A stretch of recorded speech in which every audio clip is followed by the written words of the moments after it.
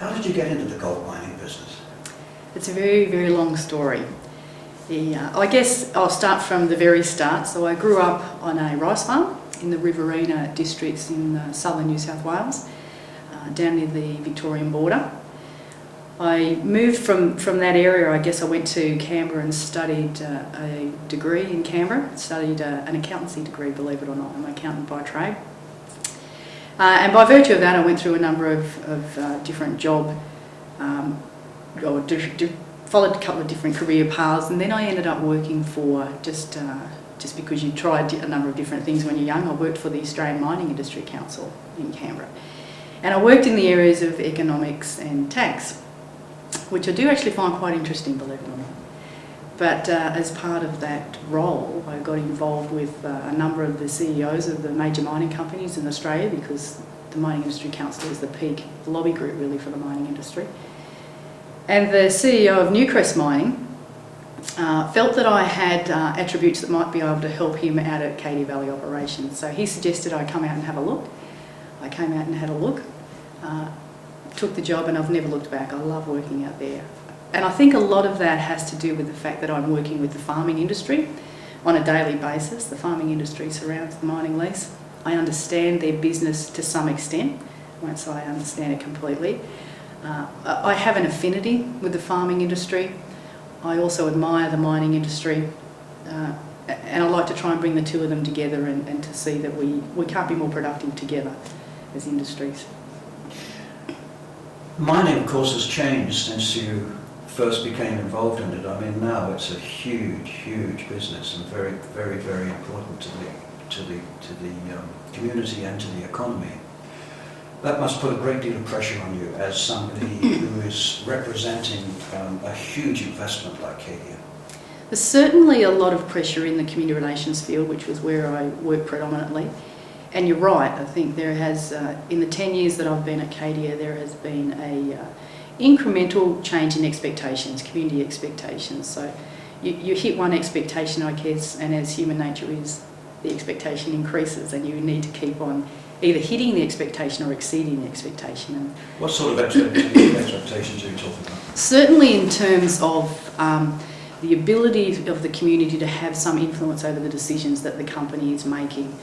So, in the 70s and 80s, there would be very few mining companies who would have allowed stakeholders to influence their decisions.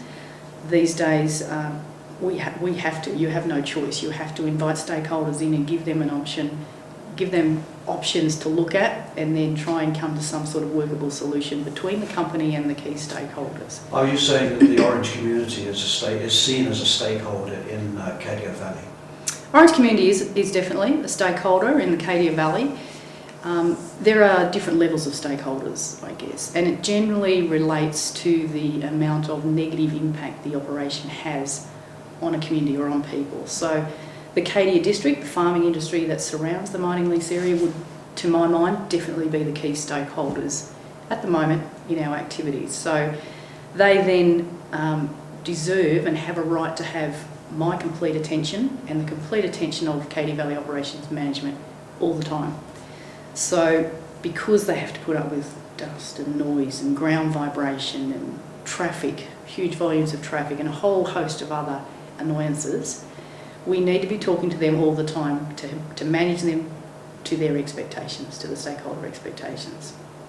Other stakeholders have a different interest.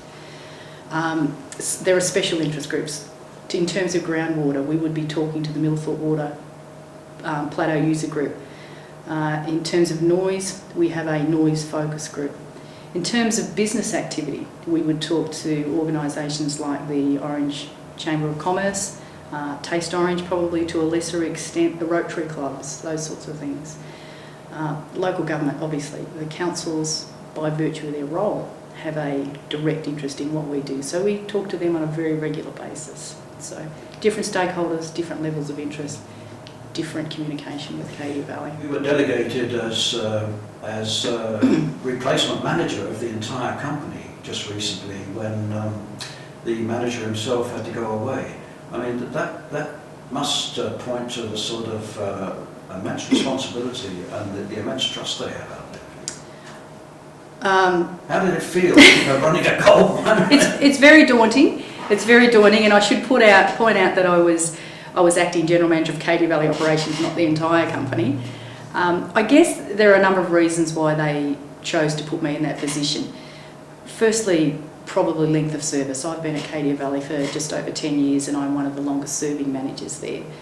And I have, by virtue of the role that I do, community relations, I have a fairly good oversight of all the different areas of the operation, because all the different areas of the operation impact on stakeholders. So over 10 years, I've learned a lot about, well, I have a general knowledge about all the areas of the operation. I guess I work closely with the general manager. It's a vote of confidence in the community relations role as well. So the general manager, Tony McPaul, has lifted the community relations role to a management position. Prior to him arriving on the site, community relations was really got to a certain level, the superintendent level, and they had no seat at the management table. So he definitely thinks community relations is important, and he's prepared to show it by putting me in that position, I guess, for even short periods of time. How did it feel telling huge miners what to do? Oh, they're pretty easy to get along with. There's a great camaraderie at Cadia Valley operations. It's almost like a village on its own. A couple of thousand people there on any particular day. But we all get on pretty well. We know what we're doing and where we're going and what we're working towards. So there is no issue with talking to hundreds of miners. They're quite receptive. Have you ever actually seen any gold or touched any gold out there? The gold is not visible. The gold is very fine, very low grade, and it's not visible to the naked eye in most contexts. We do pour some gold out there. We tend not to talk about that too much because for security reasons, obviously. I have seen some gold. Most people on that site probably would not have seen gold that's produced. Mm. Because of a world demand and an economic opportunity at the moment, a great deal of what we're expected to leave in the way of a legacy for future generations has now been really seriously mined and exploited. Does that occur to you at any time?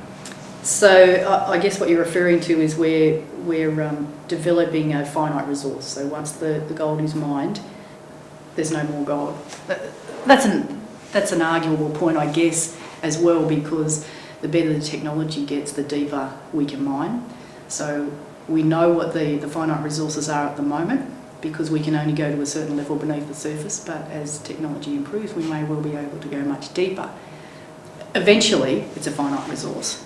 Won't be in our lifetime and perhaps not in our children's lifetime, but I agree, eventually it's a finite resource. The nice thing I think about mining is that mining creates value. So the gold, while it's in the ground, has no value to anyone really. It's not until it's extracted and refined and smelted and turned into a metal, a gold metal, that it has value. And then that value is used to create more value. So the legacy, I guess, is what you do with that value. Can you give us an idea of what actually has been earned from that big pit in the past 14 years? No, I can't. I don't have those figures, and those figures are not produced on a site-by-site basis. Newcrest only produces those figures on a group basis. So I don't have those figures. If I wanted to do a lot of research, I could probably come up with them, but I probably still couldn't release them. It's a public company, and obviously there are restrictions about what we can and cannot say. I guess in terms of, that article that you talked about drew the link between how much the Cadia Hill pit had produced and how much money had been donated or distributed to the local community through our community partnerships program. And I need to make the point that the two are unrelated. The community partnerships program is designed to address the negative impacts of the operations. So if I could step back and start from the start here and waste a lot of your time. When you've decided to develop a mining activity, you need to assess all the impacts of that activity prior to the approval being given. So you go through a number of environmental assessment studies and socio-economic studies, and you establish and quantify what all those impacts are. the primary impact, or the biggest impact of Cadia, the Cadia East project, let's say the Cadia East project, which is the new project at Cadia, the biggest impact is, probably not surprisingly, a positive impact. It's the economic injection into the region. So I think that's in the order of net value about $700 million, meaning that if you were to weigh up or quantify all the negative environmental and social impacts from the Cadia East project, they would need to be valued at more than $700 million to make that project questionable to this community. So the biggest impact is positive. The second biggest impact is probably environmental, and that's negative, obviously. Most of that environmental impact is within the mining lease, obviously, disturbance of land. But there is environmental impact off the lease and amongst the community, no question. We have an environment department, 8 professionals work in that environment department, and they have a substantial budget to address environmental impact. So that deals with that. There are other negative impacts, let's say in Orange, that are not dealt with through the environmental department. And that's where we employ programs like the community partnerships or donations program to address those impacts. So in Orange, they were identified primarily by the community in a survey as pressure on infrastructure. So pressure on hospitals, pressure on schools, pressure on childcare centres, police services, those sorts of things, because mainly of the employment levels at Cadia. So our donations are directed at those areas to address that negative impact. So I think it is a definite negative impact, the stretching of the infrastructure. And as I say, the donations are generally directed in those areas that the community says we are stretching. So the hospital, the Orange-based hospital, every year gets a donation of tens of thousands of dollars. The schools in our partnership program, there's an allocation of a couple $100,000 that goes directly to the schools, but it goes to school infrastructure projects. So if a school applies for funding for an excursion, they won't get funding. If they apply for funding for smart boards, or an outdoor learning centre, or there's a whole range of things they apply for, then they'll probably get funding. The money's allocated to that because that's what we impact on. Roads, there's no question that we impact the roads, and particularly in the last 2 years we've had very high levels of road users. We have maintenance agreements with the councils on the roads. We didn't believe that was enough over the last few years, particularly with the rain. There has been a lot of deterioration of roads, so we have put additional funding into repair of the roads, particularly the roads from Orange to Cadia and from Blaney to Cadia. What else are we talking? Real estate. Yeah, I'd have to agree. I'd have to agree. Particularly the construction period for Cadia East over the last 2 years has put pressure on real estate. We built the temporary accommodation facility at Blaney. It's a fine line. That facility has 200 beds.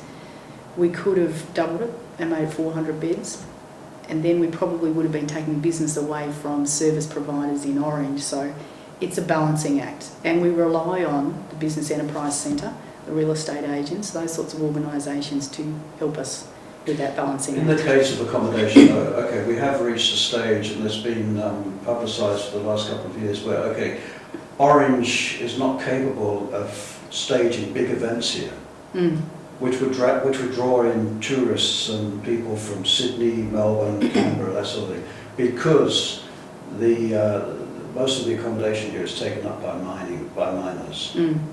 How do you view that?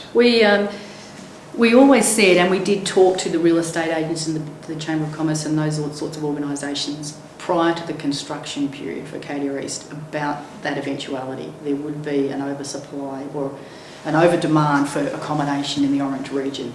So I guess the first thing is we warn people, we let them know this is going to happen, and they help us with determining whether we need to build a mining camp at Blaney and how many beds and those sorts of things. It also lets them know that this is a temporary period, and for that period perhaps our priorities change in Orange.